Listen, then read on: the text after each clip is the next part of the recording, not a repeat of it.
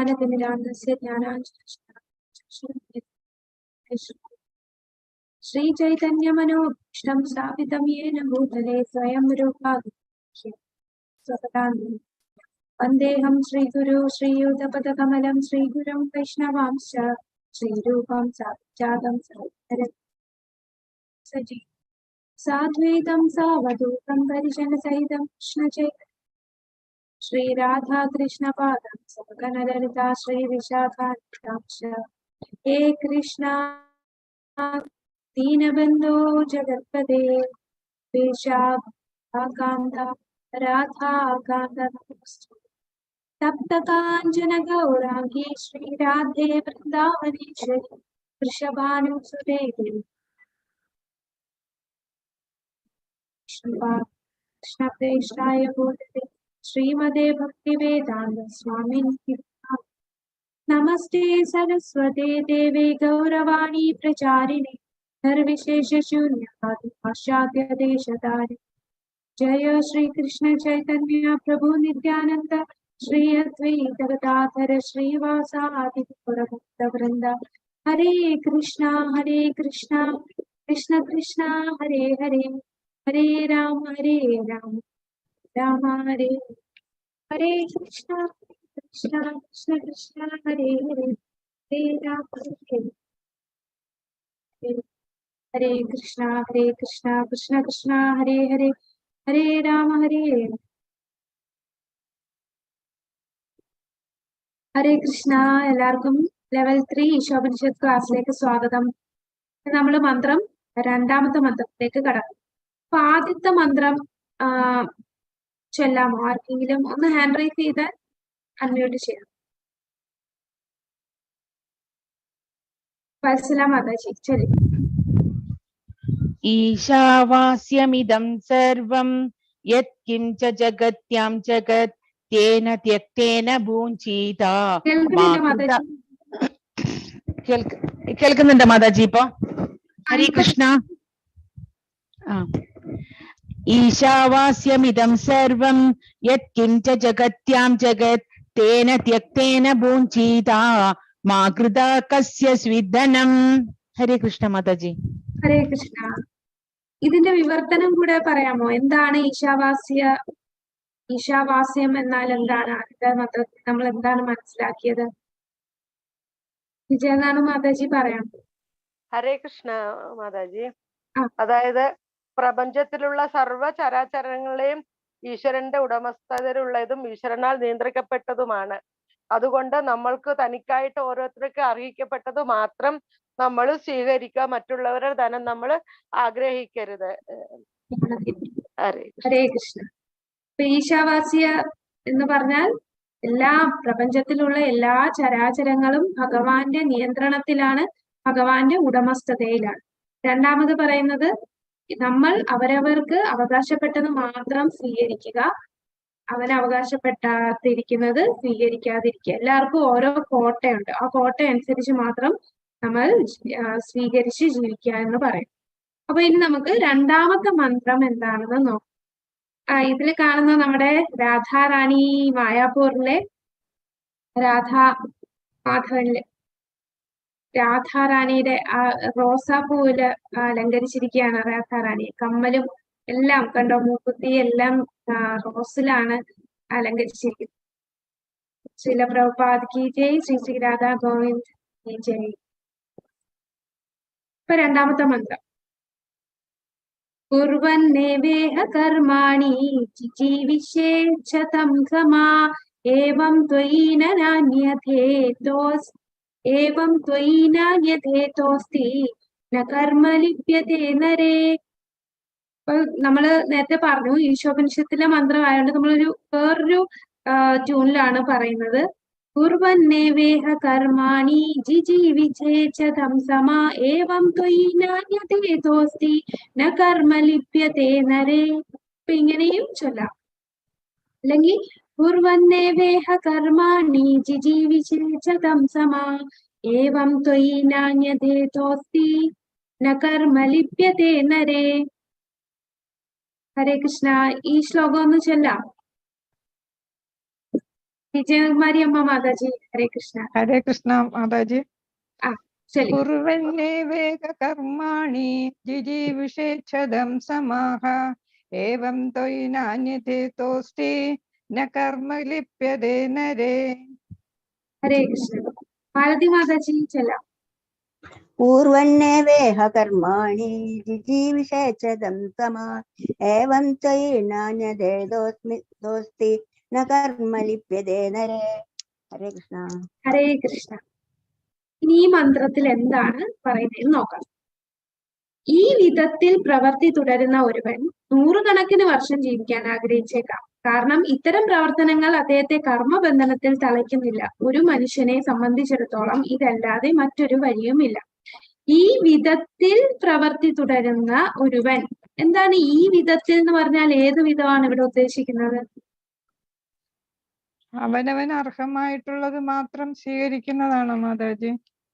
അതായത് ആദ്യത്തെ മന്ത്രത്തിൽ പറഞ്ഞ രീതിയിൽ ജീവിക്കുന്നത്. ആദ്യത്തെ മന്ത്രത്തിൽ രണ്ട് കാര്യങ്ങൾ പറയുന്നുണ്ട്. ഒന്ന്, എല്ലാത്തിന്റെ ഉടമസ്ഥൻ ഭഗവാനാണെന്ന് മനസ്സിലാക്കുക. രണ്ടാമത്, അവനവൻ അർഹതപ്പെട്ടത് മാത്രം സ്വീകരിക്കുക. അപ്പൊ ഈ രണ്ട് കാര്യങ്ങൾ അറിഞ്ഞ് ജീവിക്കുന്നവൻ, അതാണ് ഈ പ്രവൃത്തി, ഈ വിധത്തിൽ എന്ന് പറയുന്നത്. അപ്പൊ കഴിഞ്ഞ മന്ത്രത്തിന്റെ ബാക്കിയായിട്ടാണ് ഈ മന്ത്രം പറയുന്നത്. ഈ വിധത്തിൽ പ്രവൃത്തി തുടരുന്ന ഒരുവൻ നൂറുകണക്കിന് വർഷം ജീവിക്കാൻ ആഗ്രഹിച്ചേക്കാം. അപ്പൊ അങ്ങനെ ജീവിക്കുന്ന ഒരുവൻ നൂറുകണക്കിന് വർഷം ജീവിക്കാൻ ആഗ്രഹിച്ചാലും അവന് ഒരു കുഴപ്പവുമില്ല. കാരണം എന്താ? അവനെ കർമ്മബന്ധനത്തിൽ തളയ്ക്കുന്നില്ല. അപ്പൊ കർമ്മബന്ധനത്തിൽ തളയ്ക്കുന്ന എന്താണ് കർമ്മബന്ധനം? അപ്പൊ കർമ്മബന്ധനം എന്താണെന്ന് മനസ്സിലാക്കാൻ നമ്മൾ കർമ്മ, വികർമ്മ, അകർമ്മ എന്താണെന്ന് ഒന്നുകൂടെ നോക്കേണ്ടി.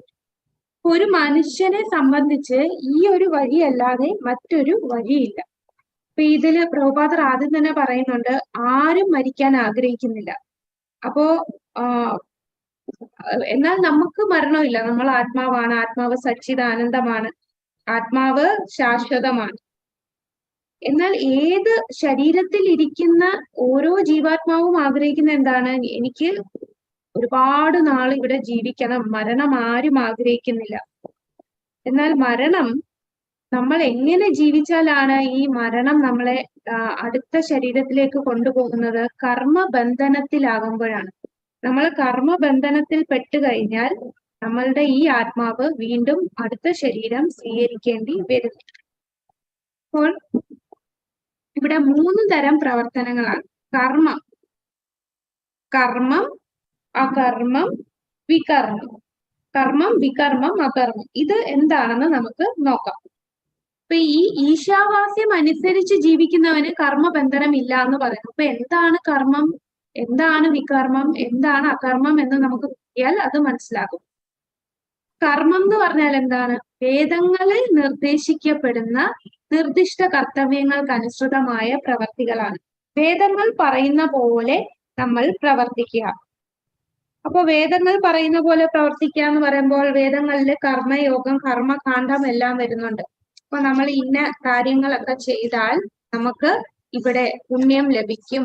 അപ്പൊ ആ പുണ്യം ലഭിക്കുന്നത് കാരണം നമ്മൾ പുണ്യം അനുഭവിക്കാനായിട്ട് സ്വർഗലോകത്ത് പോകുന്നു. അപ്പൊ ഇതൊക്കെയാണ് കർമ്മം എന്ന് പറയുന്നത്.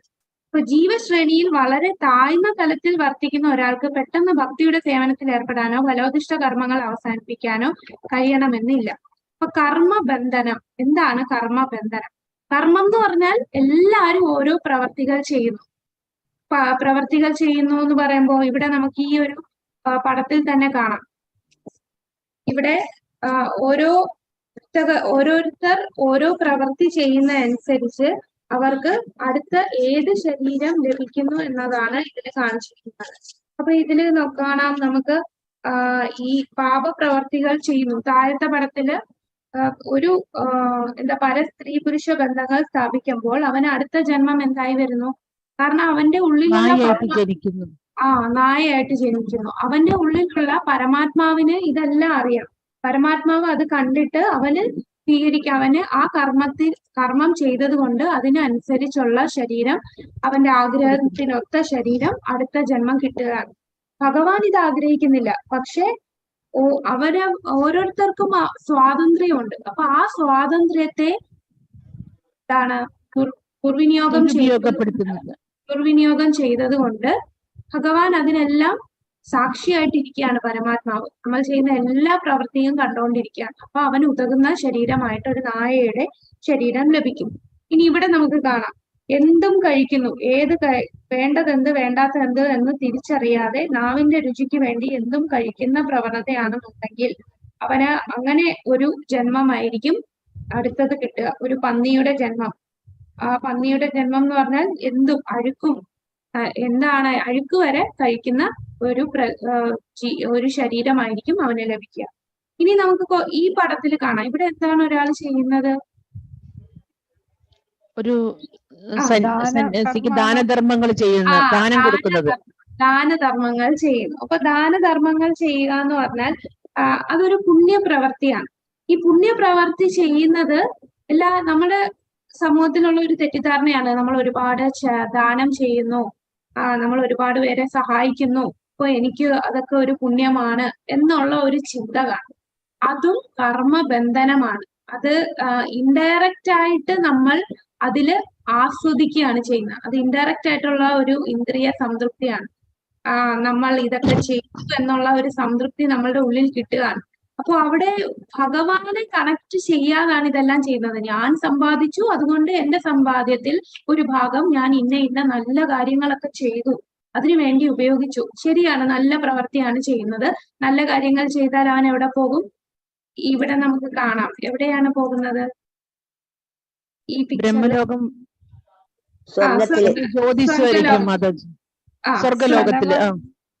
സ്വർഗലോകത്തിൽ പോകുന്നു. അവൻ ചെയ്ത പുണ്യപ്രവർത്തി കാരണം അവൻ സ്വർഗലോകത്തിൽ പോകുന്നു.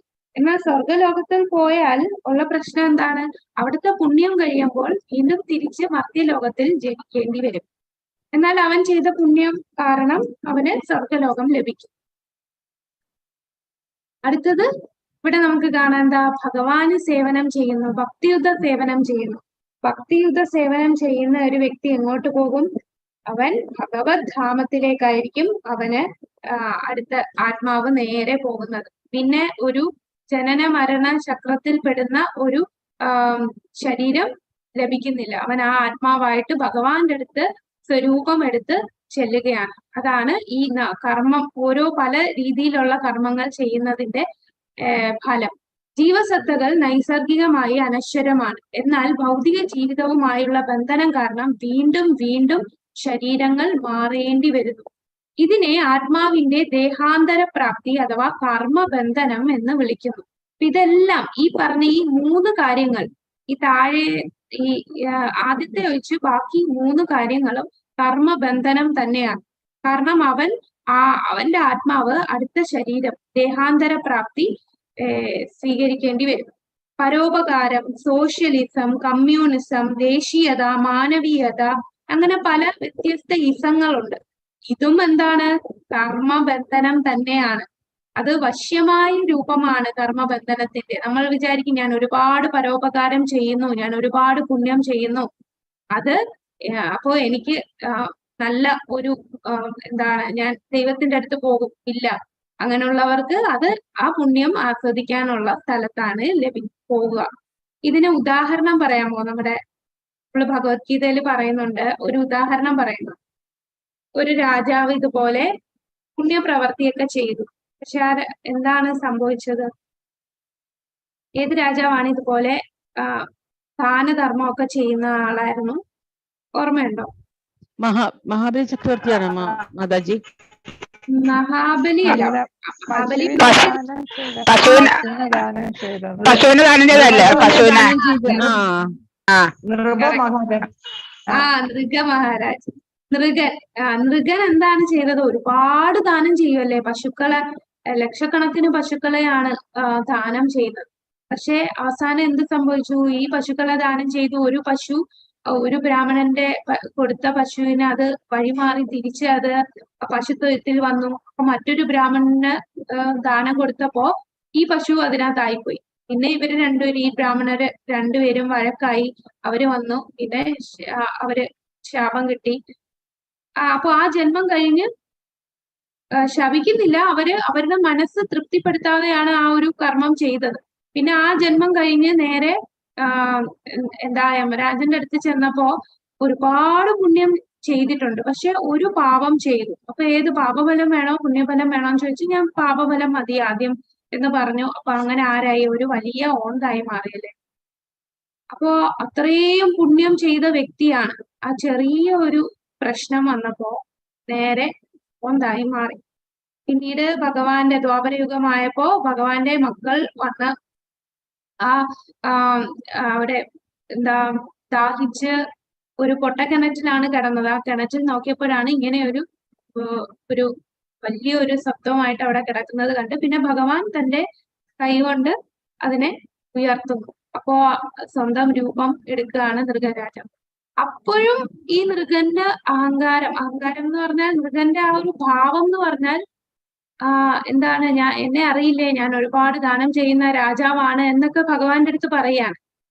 അങ്ങനെ ഭഗവാന്റെ അടുത്ത് ഭഗവാനെ കാണാനുള്ള ഒരു ഭാഗ്യം കിട്ടി. എന്നാലും അദ്ദേഹം നേരെ ഭഗവത് ധാമത്തിലല്ല പോയത്. ഞാൻ ഒരുപാട് പുണ്യം ചെയ്തു, ഇനി പുണ്യം അനുഭവിക്കാനായിട്ട് നേരെ സ്വർഗത്തായിട്ടാണ് യാത്രയായത്. അപ്പൊ ഇതാണ് പുണ്യം ചെയ്യുന്നു. കാരണം ഈ നൃഗൻ ഇങ്ങനെ സംഭവിക്കാനുള്ള കാരണം ഞാൻ ഒരുപാട് പുണ്യം ചെയ്യുന്ന വ്യക്തിയാണ് എന്നുള്ള മനോഭാവമുണ്ട്. ആ മനോഭാവം തന്നെ നമ്മളെ കർമ്മബന്ധനത്തിലാക്കുകയാണ് ചെയ്യുന്നത്. അപ്പൊ ഒരുപാട് പരോപകാരം ചെയ്യുന്നു. സോഷ്യലിസം, കമ്മ്യൂണിസം, ദേശഭക്തി, ദേശത്തിന് വേണ്ടി എന്തും ചെയ്യാൻ തുനിയുന്നവർ, ഇവരെല്ലാം കർമ്മബന്ധനത്തിലാണ്. മാനവികത, ഇതെല്ലാം എല്ലാ ഇസങ്ങളും കർമ്മബന്ധനത്തിലാണ് വരുന്നത്. എന്നാൽ ഒരാൾക്ക് അതിനു മുകളിൽ ജീവിക്കണമെങ്കിൽ, ഇതിനു ഉപരിയായിട്ട് ജീവിക്കുന്നത് എങ്ങനെയായിരിക്കണം? ഈശ്വര കേന്ദ്രമാക്കണം. അതാ ഈശാവാസ്യം, എല്ലാം ഭഗവാന്റെ ആണെന്നുള്ള മനസ്സിലാക്കി ജീവിക്കുക. ഗൃഹസ്ഥൻ, പരക്ഷേമകാംക്ഷി, സോഷ്യലിസ്റ്റ് എന്നീ നിലയിൽ പ്രവർത്തിക്കുമ്പോൾ കുഴപ്പം സംഭവിക്കുന്നില്ല. അപ്പൊ ഇതെല്ലാം ഒന്നും എന്റേതല്ല, എല്ലാം ഭഗവാന്റെ ആണ് എന്ന് മനസ്സിലാക്കി ജീവിക്കുകയാണെന്നുണ്ടെങ്കിൽ അവനെ കർമ്മബന്ധനത്തിൽ മനസ്സിലാക്കി ഭക്തിയുത സേവനം ചെയ്ത് ജീവിക്കുക. അങ്ങനെ ജീവിച്ചാൽ അവൻ കർമ്മബന്ധനത്തിലാകുന്നില്ല. ഇപ്പൊ ഒരു വ്യക്തി, പ്രഭുപാദർ ഒരു ഇടയ്ക്കൊരു എക്സാമ്പിൾ ഞാനൊരു ക്ലാസ്സിൽ കേട്ടതാണ്. അതായത് ഒരു ആള് പ്രസിഡന്റ് ആകുന്നു, ആ രാജ്യത്തിന്റെ പ്രസിഡന്റ് ആകുക എന്ന് പറഞ്ഞാൽ ആ വ്യക്തി എന്താ ചിന്തിക്കുക? ഞാൻ ഒരുപാട് കഷ്ടപ്പെട്ടത് കൊണ്ട് എനിക്ക് വലിയൊരു സ്ഥാനം കിട്ടി. പക്ഷെ അതല്ല, ഒരുപാട് ജന്മങ്ങൾക്ക് മുമ്പേ എനിക്കൊരു വലിയ പൊസിഷൻ വേണമെന്ന് ഈ ആത്മാവ് ആഗ്രഹിച്ചിട്ടുണ്ട്. ആ ആത്മാവിന് ഇങ്ങനെ ഒരു പൊസിഷൻ കിട്ടാനായിട്ട് കുറെ ജന്മം പുണ്യം ചെയ്യേണ്ടി വരും. അങ്ങനെ പാപ പുണ്യ പ്രവർത്തികൾ ചെയ്ത് കുറെ ജന്മം കഴിഞ്ഞപ്പോൾ ആ വ്യക്തിക്ക് ആ ജന്മത്തില് പുണ്യം എന്താണ്, നമ്മൾ വിത്തിട്ട് അത് വളർന്നു വരുമല്ലോ, അങ്ങനെ പുണ്യത്തിന്റെ അളവ് കറക്റ്റ് ആയപ്പോ ആ ജന്മം ആ വ്യക്തി എന്താണ്, ഒരു ഇലക്ഷനൊക്കെ കഴിഞ്ഞു, അങ്ങനെ പ്രസിഡന്റ് ആയിട്ട് തിരഞ്ഞെടുക്കപ്പെട്ടു. അപ്പൊ ആ വ്യക്തി വിചാരിക്കുന്ന ഇതെല്ലാം എന്റെ നിയന്ത്രണത്തിലായത് കൊണ്ടാണ് എന്നാണ്. പക്ഷെ അത് ശരിക്കും ജന്മജന്മാന്തരങ്ങളായിട്ട് വന്നു കൂടിയ പുണ്യകർമ്മത്തിന്റെ ഫലമായിട്ട് കിട്ടുന്നതാണ്. പിന്നെ അത് കിട്ടിക്കഴിഞ്ഞു. ആ ആഗ്രഹം, നമുക്കൊരു ചെറിയ ആഗ്രഹം ഉണ്ടേ പോലും ആ ആഗ്രഹം സാധിക്കാനായിട്ട് ഭഗവാൻ വീണ്ടും ഒരു ശരീരം തരികയാണ്. നമ്മൾ ആഗ്രഹം എന്താക്കി മാറ്റണം? ഭഗവത് സേവനം എന്നുള്ള ആഗ്രഹം മാത്രമാക്കി മാറ്റിയാലേ നമുക്ക് ഒരു ദേഹാന്തര പ്രാപ്തിയിൽ നിന്ന് രക്ഷപ്പെടാൻ സാധിക്കും. ഇല്ലെങ്കിൽ വീണ്ടും ഒരു തരി ആഗ്രഹം ഉണ്ടേ പോലും വീണ്ടും നമ്മൾ ജന്മം എടുക്കേണ്ടി വരുന്നു. അപ്പൊ അങ്ങനെ പുണ്യത്തിന്റെ ഫലമായിട്ട് ഒരാൾ വലിയൊരു അധികാരം സ്വീകരിക്കുന്നു.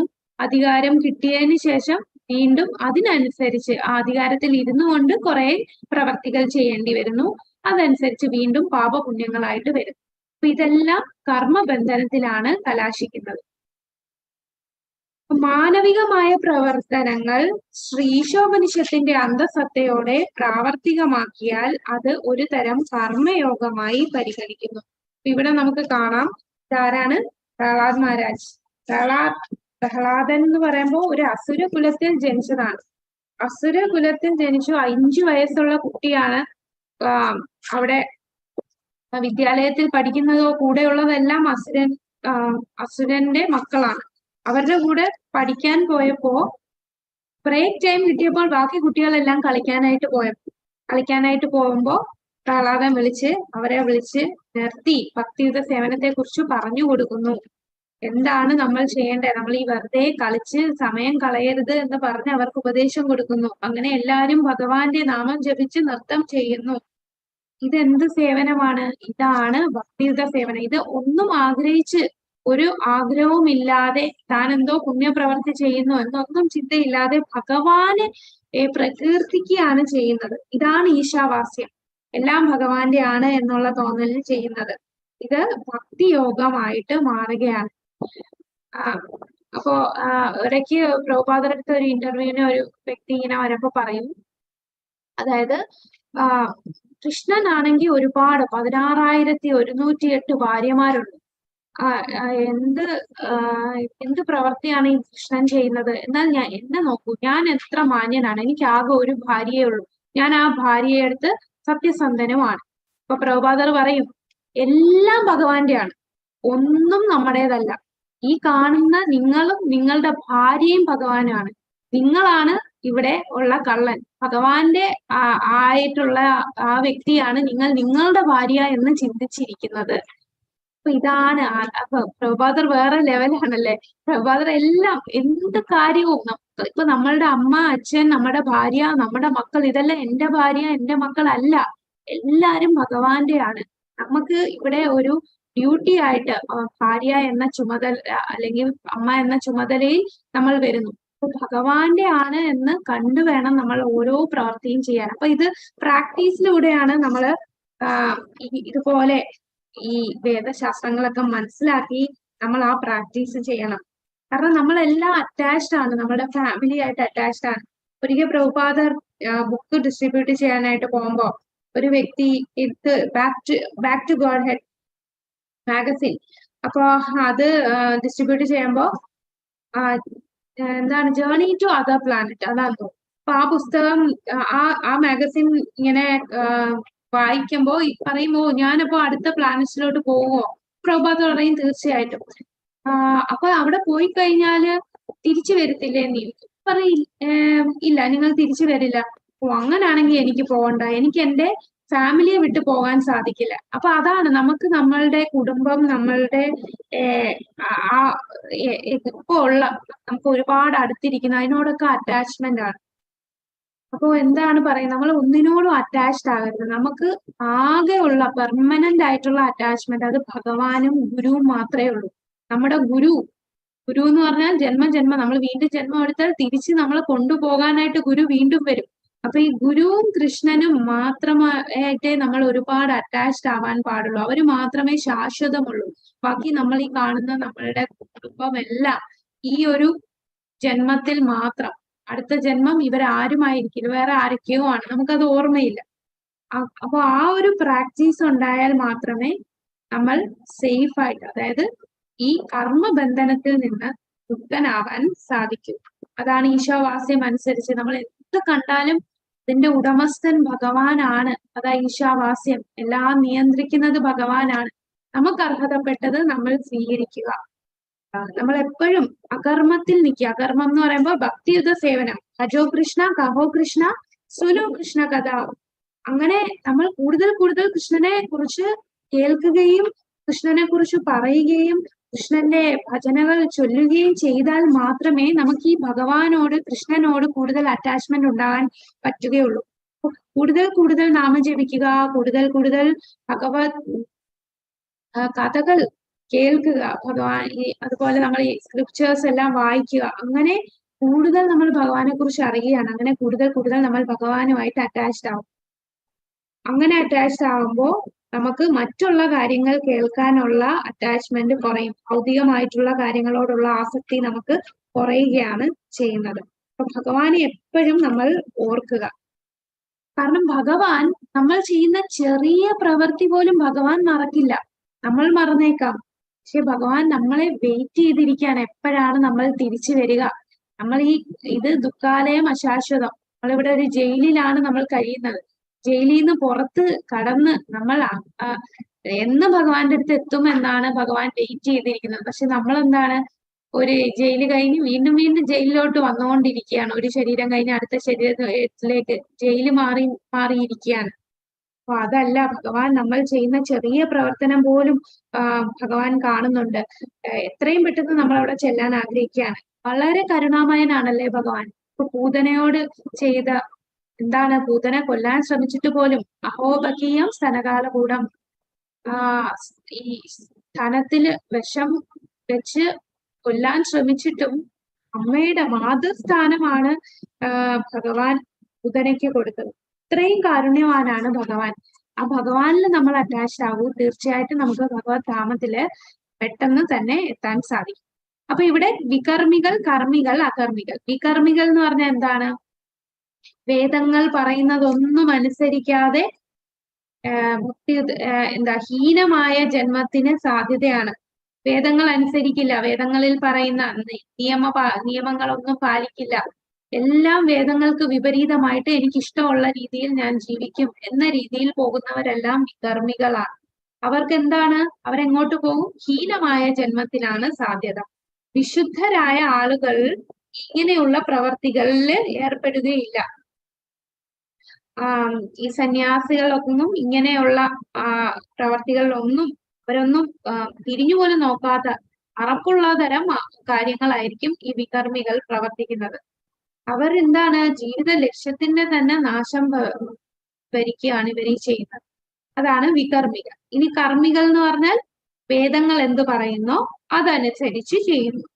അങ്ങനെ വേദങ്ങൾ അനുസരിച്ച് ഇപ്പം വേദങ്ങൾ അനുസരിച്ച് വലിയ അശ്വമേധ യജ്ഞങ്ങളൊക്കെ ചെയ്യുന്നു. എന്തിനാണ്? പുണ്യം ലഭിക്കാനായിട്ട് വേദ അനുസരിച്ച് ഉള്ള ധർമ്മങ്ങളൊക്കെ ചെയ്യുന്നു. പക്ഷെ ഇതും നമ്മളെ കർമ്മബന്ധനത്തിലാക്കുന്നു. കാരണം അവന് ഈ പുണ്യം ചെയ്ത ഫലമായിട്ട് ഉയർന്ന പ്ലാനറ്റിൽ പോകും, സ്വർഗലോകം വരെ നേടുന്നു.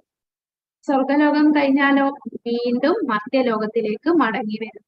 അതാണ് കർമ്മികളുടെ പ്രവർത്തി. ഇനി അകർമ്മികൾ എന്ന് പറഞ്ഞാൽ അവര് ഭക്തിയുത സേവനം, ഭഗവാൻ കൃഷ്ണന് വേണ്ടി കൃഷ്ണഭക്തിയുടെ വേദിയിൽ എത്തുകയാണ്. ഫലോദിഷ്ട കർമ്മങ്ങൾ ബന്ധപ്പെടുത്തുന്നു എന്നും പുനർജന്മത്തെ അർത്ഥമാക്കുന്നു എന്നും മനസ്സിലാക്കുന്നു. അപ്പോ ഈ കർമ്മങ്ങൾ, ഫലം ഉദ്ദേശിച്ച് ചെയ്യുന്ന കർമ്മങ്ങളെല്ലാം നമ്മളെ ബന്ധനപ്പെടുത്തും. അങ്ങനെ ബന്ധനപ്പെടുത്തിയാൽ പുനർജന്മം ലഭിക്കും എന്നവർക്കറിയാം. അതുകൊണ്ട് ജനന മരണ ചക്രത്തിൽ നിന്നും മുക്തി തരുന്ന പ്രവർത്തികളായിരിക്കും ചെയ്യുക. അപ്പൊ ആ കർമ്മികൾ എന്ന് പറയുമ്പോ പെട്ടെന്ന് വിചാരിക്കും ആ കർമ്മി അതായത് കർമ്മം ഒന്നും ചെയ്യുന്നില്ല എന്നാണോ അർത്ഥം? അല്ല. അത് നമ്മൾ ഒന്നും ചെയ്യാതെ ഇപ്പം കാട്ടിലൊക്കെ പോയി അല്ലെങ്കിൽ ഹിമാലയത്തിലൊക്കെ പോയി ഒന്നും ചെയ്യാതെ തപസ് ചെയ്യുന്നു, അതൊന്നും പ്രാക്ടിക്കൽ അല്ല. അതെല്ലാം ഒരു എന്താണ്, ഇപ്പം ഒന്നും ചെയ്യാതെ പോയി ഇരുന്നാൽ പോലും മനസ്സവിടെ പ്രവർത്തിക്കും. മനസ്സിൽ പല പല ചിന്തകളായിരിക്കും ചെയ്യുന്നത്. കൈയും കാലും കൊണ്ട് പ്രവർത്തി ചെയ്തില്ലെങ്കിലും മനസ്സുകൊണ്ട് പല പ്രവർത്തികൾ ചെയ്യുന്നു. അപ്പൊ ഇതെല്ലാം കർമ്മബന്ധനത്തിന് ഫലം വരുത്തും. അപ്പൊ ഇങ്ങനെയല്ല ഭക്തിയുത സേവനം എന്ന് പറഞ്ഞാൽ നമ്മളെല്ലാം പൊതുവെ പുറത്തുനിന്ന് ഓരോ വ്യക്തി നോക്കുമ്പോൾ നമ്മൾ അവര് ചെയ്യുന്ന പോലെ എല്ലാം ചെയ്യുന്നുണ്ട്. പക്ഷെ എന്താണ് ഡിഫറൻസ്? നമ്മളെല്ലാം ഭഗവാന് വേണ്ടിയായിരിക്കും ചെയ്യുന്നത്. എല്ലാത്തിലും കൃഷ്ണനെ കണക്ട് ചെയ്ത് ചെയ്യുന്നു. എല്ലാം ഭഗവാന്റെ കാരുണ്യമാണെന്ന് മനസ്സിലാക്കി ഭഗവത് സേവനമായിട്ടാണ് ഓരോ പ്രവൃത്തിയും ചെയ്യുന്നത്. അപ്പൊ നമ്മള് വിചാരിക്കും അകർമ്മികൾ എന്ന് പറയുമ്പോ ഇപ്പൊ കർമ്മികൾ ഒരുപാട് പുണ്യം ചെയ്യുന്നുണ്ടല്ലോ. പുണ്യം ചെയ്യാന്ന് പറഞ്ഞാൽ ഇപ്പോ വിശക്കുന്നവന് ആഹാരം കൊടുക്കുന്നു, അപ്പൊ അത് പുണ്യമല്ലേ? അപ്പൊ അകർമ്മ്യം ചെയ്യുന്നത്, ഭക്തിയുത സേവനം ചെയ്യുന്നവർ വിശന്നിരിക്കുന്നവന് ആഹാരം കൊടുക്കില്ലേ? ഇതായിരിക്കും ചെയ്യുക. ഭക്തിയുത സേവനം ചെയ്യുന്നവർ അയ്യോ ഇത് കർമ്മബന്ധനമാണ്, വിശന്നിരിക്കുന്നവന് ആഹാരം കൊടുത്താൽ അത് പുണ്യമായി മാറും എന്ന് പറഞ്ഞ് നമ്മൾ ആഹാരം കൊടുക്കാതിരിക്കുകയാണോ ചെയ്യുന്നത്? അല്ല മാതാജി, വന്നിട്ട് അകർമ്മികളും കൊടുക്കും വന്നിട്ട്. കാരണം അവര് ഭഗവാന് ഇത് ചെയ്യുന്ന കണക്കിന് വിചാരിച്ചിട്ടായിരിക്കും അവര് മറ്റുള്ള ഇത് ആഹാരം കൊടുക്കുന്നതൊക്കെ.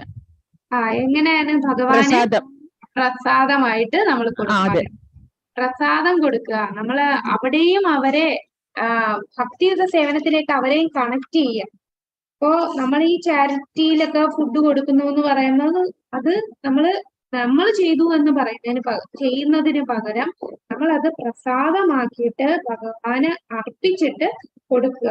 അപ്പൊ അതിന്റെ ഭഗവത് പ്രസാദം കഴിക്കുന്നത് കൊണ്ട് ആ വ്യക്തിക്കും അതിന്റെ പുണ്യം ലഭിക്കുകയാണ്, അത് സ്വീകരിക്കുന്ന വ്യക്തിക്ക്. നമ്മൾ ശാരീരികമായിട്ട് മാത്രമല്ല ആത്മാവിനെയും കൂടെ സന്തോഷിപ്പിക്കണം. ആത്മാവും ഭഗവാന്റെ ആണ്. വിശന്നിരിക്കുന്ന ആ വ്യക്തി അവരും ഭഗവാന്റെ അംശമാണ്. ഒരു തിരിച്ച് ഭഗവാന്റെ അടുത്ത് പോകേണ്ടതാണ്. അപ്പൊ ആ ഭഗവാനുമായിട്ട് കണക്ട് ചെയ്യുന്ന രീതിയിൽ നമ്മൾ സേവനം ചെയ്യാം. ഇപ്പൊ ചിലര് എഡ്യൂക്കേഷൻ, കുട്ടികൾക്ക് പഠനത്തിന് വേണ്ടി പൈസ കൊടുക്കുന്നുണ്ട്. അപ്പൊ പഠനത്തിന് വേണ്ടി പൈസ കൊടുക്കുമ്പോൾ നമ്മൾ എന്താണ് അവിടെ ആ ഒരു കുട്ടിയെ സ്പോൺസർ ചെയ്ത് പഠിപ്പിക്കുന്നു എന്ന് വിചാരിക്കുക. ആ കുട്ടിയെ സ്പോൺസർ ചെയ്ത് പഠിപ്പിക്കുന്നുണ്ടെങ്കിൽ നമ്മൾ തീർച്ചയായിട്ടും ആ കുട്ടി ആധ്യാത്മികമായിട്ടും അതിന് പ്രയോജനം വരുന്നുണ്ടോ എന്ന് നമ്മൾ തീർച്ചയായിട്ടും നോക്കേണ്ടതാണ്. അല്ലാതെ അത് പഠിക്കുന്നു, അവസാനം അവൻ നല്ല എഡ്യൂക്കേഷൻ ഒക്കെ കിട്ടിയിട്ട് അവൻ വികർമ്മമാണ് ചെയ്യുന്നതെന്നുണ്ടെങ്കിൽ അതിന്റെ ഫലം നമുക്കും കൂടെ വരികയാണ്. അതുകൊണ്ട് എന്ത് ചെയ്യാൻ വരും? അവൻ ആധ്യാത്മികമായിട്ടുള്ള പഠനം കൂടെ ലഭിക്കുന്ന രീതിയിൽ നമ്മൾ സഹായിക്കുക. അതാണ് നമ്മൾ അകർമ്മികൾ. അതുകൊണ്ട് അകർമ്മം ചെയ്യുന്ന വ്യക്തികൾ ആരെയും സഹായിക്കില്ല, ഒന്നും മാറി നിൽക്കില്ല, അങ്ങനെയില്ല. നമ്മളെല്ലാം ചെയ്യും. പ്രവൃത്തിയും ഭഗവത് സേവനമായിട്ട് ഭഗവാൻ അർപ്പിച്ച് ആധ്യാത്മികമായിട്ട് വരുന്ന രീതിയിലായിരിക്കണം അവരെ സഹായിക്കാൻ. അതാണ് അകർമ്മികൾ ചെയ്യുന്നത്. അപ്പൊ ഇവിടെ പ്രഭുപാദർ ഈ പർപ്പോട്ടിൽ അവസാനം പറയുന്നുണ്ട്,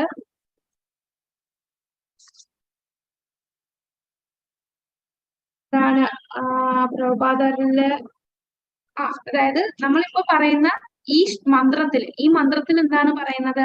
ഈശാവാസ്യം അനുസരിച്ച് നമ്മൾ ജീവിക്കുക എന്ന് പറഞ്ഞാൽ നമ്മൾ അകർമ്മികളാണ്. അകർമ്മമായിട്ട് ജീവിക്കുകയാണ്. അകർമ്മിയായിട്ട് ജീവിക്കുന്നവർക്ക് എന്താണ്? കർമ്മബന്ധനമില്ല.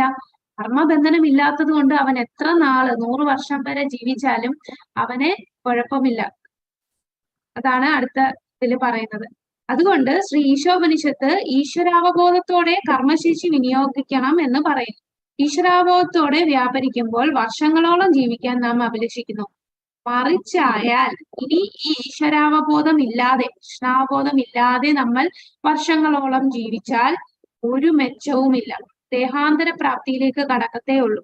ഇപ്പൊ ഇവിടെ കാണാം, ഒരു വൃക്ഷം ഒരു 100 കണക്കിന് അല്ലെങ്കിൽ 1000 കണക്കിന് വർഷങ്ങളോളം ഈ വൃക്ഷം ജീവിക്കുന്നു. അങ്ങനെ വളരെ കാലം ജീവിക്കുന്നത് കൊണ്ടോ ശ്വസിക്കുന്നത് കൊണ്ടോ പന്നികളെ പോലെയും പട്ടികളെ പോലെയും ഉൽപാദനം നടത്തുന്നത് കൊണ്ടോ ഒട്ടകത്തെ പോലെ ഭക്ഷിക്കുന്നത് കൊണ്ടോ യാതൊരു പ്രയോജനവുമില്ല. മനുഷ്യ ജന്മം എന്ന് പറയുന്നത് വളരെ പ്രയാസമാണ് കിട്ടാൻ. 84 ലക്ഷം ജീവജാലങ്ങളിൽ അപൂർവമായി കിട്ടുന്ന ഒന്നാണ് മനുഷ്യജന്മം. ആ മനുഷ്യജന്മം കിട്ടിയിട്ട് നമ്മൾ പന്നിയെ പോലെയും പട്ടിയെ പോലെയും ഒട്ടകത്തെ പോലെയും ഒക്കെ മരത്തിനെ പോലെയൊക്കെ ജീവിക്കുകയാണെന്നുണ്ടെങ്കിൽ ഒരു പ്രയോജനമില്ല.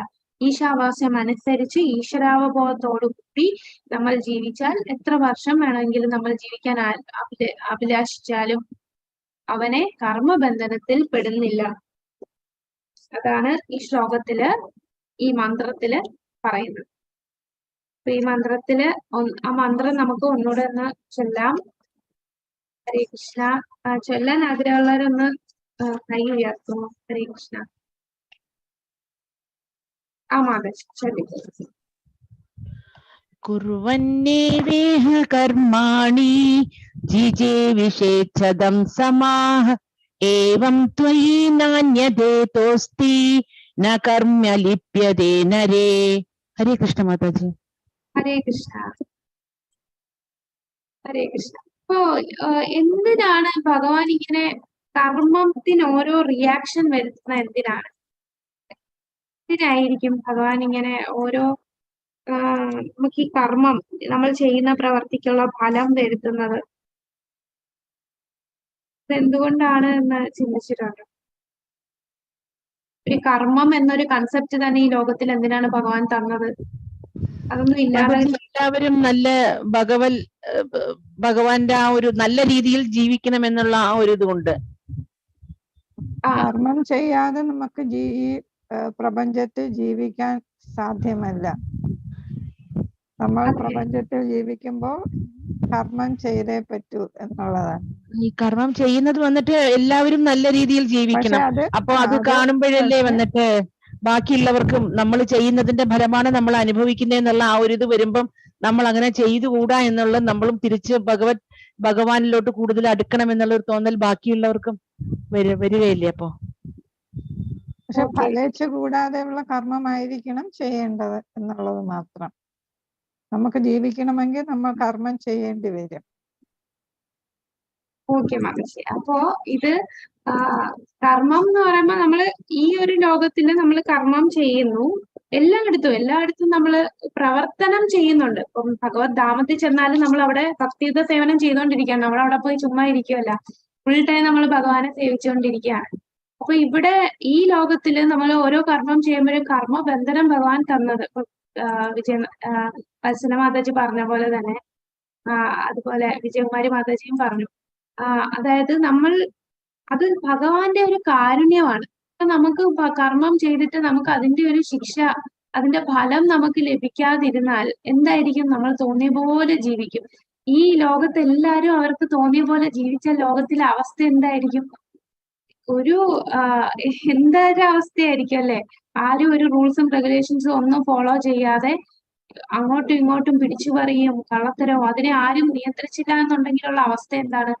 അതുപോലെ ഭഗവാന്റെ ഒരു കാരുണ്യമാണ് നമുക്ക് ഈ ശിക്ഷ, ചെയ്യുന്ന തെറ്റ് ചെയ്താൽ പാപം അല്ലെങ്കിൽ പുണ്യം ചെയ്താലുള്ള ഒരു തരുന്നത്.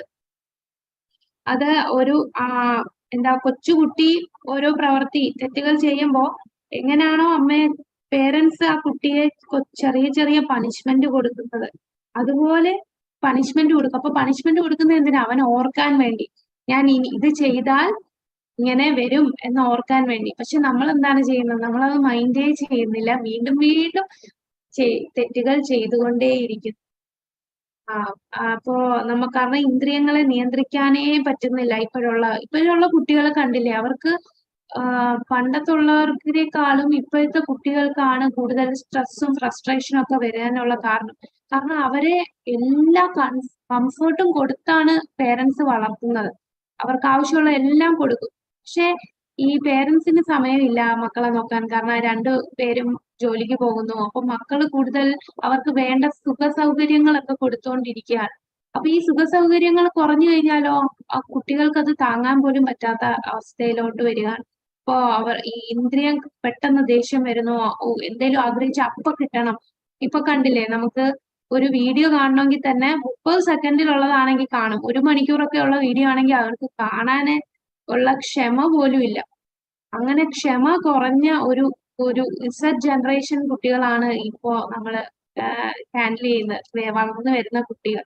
ഈ സമൂഹവും അങ്ങനെയായി ഇരിക്കുകയാണ്. അപ്പൊ ഇതെല്ലാം ഒരുപാട് ദുഃഖങ്ങളും ഒരുപാട് ഫ്രസ്ട്രേഷൻ, സ്ട്രെസ് എല്ലാം വരുന്നുണ്ട്. എന്നിട്ടും ആൾക്കാർ മനസ്സിലാക്കുന്നില്ല ഈ ജീവിതം എന്ന് പറഞ്ഞാൽ ഈ ഭൗതിക സുഖമല്ല എന്ന്. അത് മറന്ന് ആ ചെറിയ ചെറിയ സുഖത്തിന്റെ പുറകെ പോയിക്കൊണ്ടിരിക്കുകയാണ്. കുറച്ചു നേരം കിട്ടുന്ന സുഖം അവര് മനസ്സിലാക്കുന്നില്ല. ഈ സുഖമെല്ലാം ടെമ്പററി ആണ്, ഇതല്ല യഥാർത്ഥ സുഖം. ആധ്യാത്മികമാണ്. നമ്മൾ എല്ലാവരും വരേണ്ടത് ആധ്യാത്മികമായിട്ടുള്ള ഭഗവത് ധാമത്തിലേക്ക് പോകാനാണ് എല്ലാവരും ശ്രമിക്കേണ്ടതെന്ന് ആരും മനസ്സിലാക്കാൻ സാധിക്കുന്നില്ല. കാരണം അത്രയും മായയിൽ ഇങ്ങനെ ബന്ധിക്കപ്പെട്ടിരിക്കുകയാണ്. ഇങ്ങനെയുള്ള ആൾക്കാരെ നമുക്ക് സഹായിക്കാൻ പറ്റുന്നത് നാമം ജപിക്കാൻ. ഒരു വട്ടം ഹരേ കൃഷ്ണ മന്ത്രം ചൊല്ലിയാൽ തന്നെ അവൻ അവിടെ ഒരു പുണ്യ അക്കൗണ്ട് വരികയാണല്ലേ. സ്വല്പം അഭ്യസ്യ ധർമ്മസ്യ, അത് ഒരിക്കലും നഷ്ടമാകുന്നില്ല. ഇപ്പോ തന്നെ നമ്മള് പ്രഭുപാദരുടെ പുസ്തകം വായിക്കുന്നു, പ്രഭുപാദരുടെ ലെക്ചേഴ്സ് കേൾക്കുന്നു, ഭഗവത്ഗീത, ഇതുപോലെ ഈശോപനിഷത്ത്, അദ്ദേഹത്തിന്റെ എല്ലാ പുസ്തകങ്ങളും വായിക്കുന്നു, നാമം ജപിക്കുന്നു, അദ്ദേഹം നിർദ്ദേശിച്ച പോലൊക്കെ ചെയ്യുന്നു. ഇതൊക്കെ ചെയ്യുന്നത് എന്താണ്?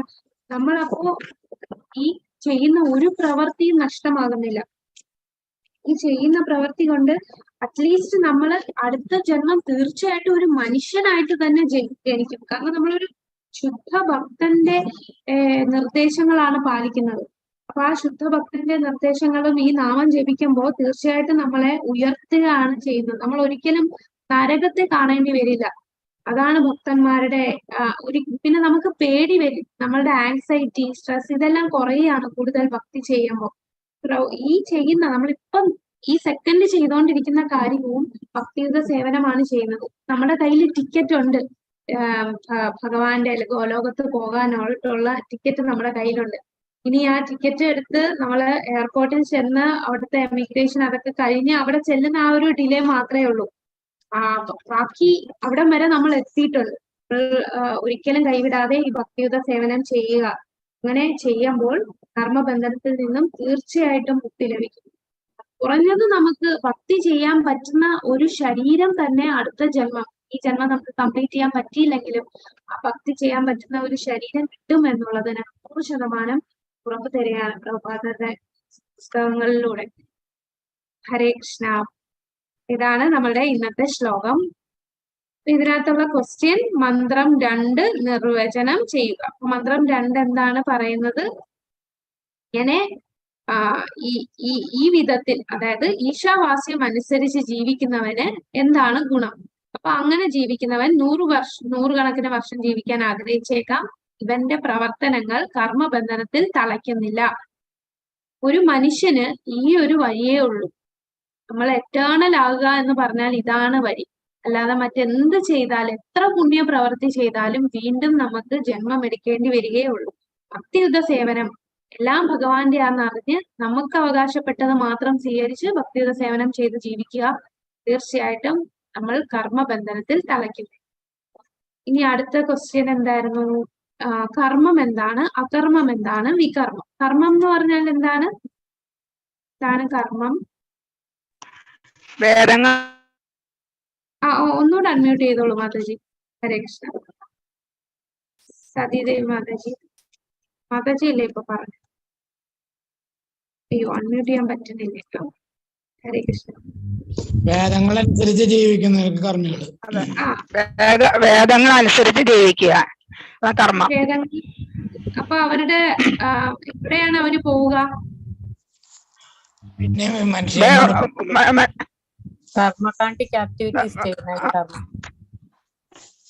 കർമ്മകാണ്ഡം ചെയ്യുന്നത് കൊണ്ട് അവരുടെ ഡെസ്റ്റിനേഷൻ എവിടെയാണ്? അവരെങ്ങോട്ടായിരിക്കും പോവുക? പുണ്യപ്രവർത്തികൾ പ്രവർത്തനം അനുസരിച്ച് സ്വർഗലോകം വരെ എത്താൻ പറ്റും. സ്വർഗലോകം വരെ, ഉപരിലോകങ്ങളില് അവര് പോകും. അപ്പൊ സ്വർഗലോകത്ത് പോയി പുണ്യം തീരുമ്പോൾ വീണ്ടും അവർ മർത്യലോകത്തിലേക്ക് വരേണ്ടി വരും. ഇനി എന്താണ് അകർമ്മം?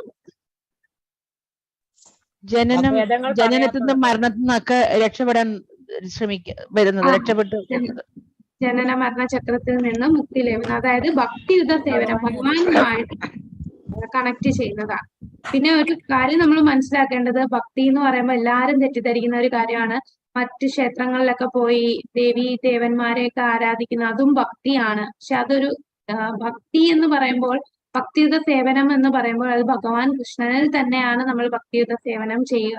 മറ്റ് ദേവീ ദേവന്മാരെ ആരാധിക്കുക എന്ന് പറഞ്ഞാൽ എന്താണ്, ഒരു മരത്തിന്റെ പല ബ്രാഞ്ചിൽ പോയിട്ട് ആരാധിക്കുന്നതാണ്. അവിടെ എല്ലാം നമ്മൾ മനസ്സിലാക്കേണ്ടത് ആ മരത്തിന്റെ വേരാണ് വെള്ളം ഒഴിക്കേണ്ടത്. വേരിൽ വെള്ളം ഒഴിക്കുക എന്ന് പറഞ്ഞാൽ അത് ഭഗവാൻ കൃഷ്ണനിൽ തന്നെയാണ് നമ്മൾ ആരാധിക്കുന്നത്. ഭഗവാനെ ആരാധിച്ചാൽ ബാക്കി എല്ലാ ദേവീ ദേവന്മാരും അതിന്റെ എന്താണ്, അവരും സംതൃപ്തരാകുകയാണ്. അങ്ങനെ സെപ്പറേറ്റ് ആയിട്ട് മറ്റ് ദേവന്മാരെ ആരാധിക്കേണ്ടി വരുന്നില്ല. അതാണ് അകർമ്മം. ഇനി വികർമ്മം. ത്തിനെതിരായിട്ട് വേദങ്ങൾ അനുസരിക്കാതെ ജീവിക്കുക. ആത്മാവ് താഴ്ന്ന നിലയിലേക്ക് പോകും. താഴ്ന്ന ജന്മമയത്തിലേക്കായിരിക്കും പോവുക. വേദങ്ങൾ അനുസരിക്കാതെ, വേദങ്ങൾക്കെതിരായിട്ട്, വേദങ്ങൾ എന്ത് പറയുന്നു അതിനെ നേരെ ഓപ്പോസിറ്റ് ചെയ്യുന്നതാണ് വികർമ്മം. ഇതാണ് നമ്മളുടെ ഇന്നത്തെ ഈ മന്ത്രം. നാളെ നമുക്ക് 3ാമത്തെ മന്ത്രം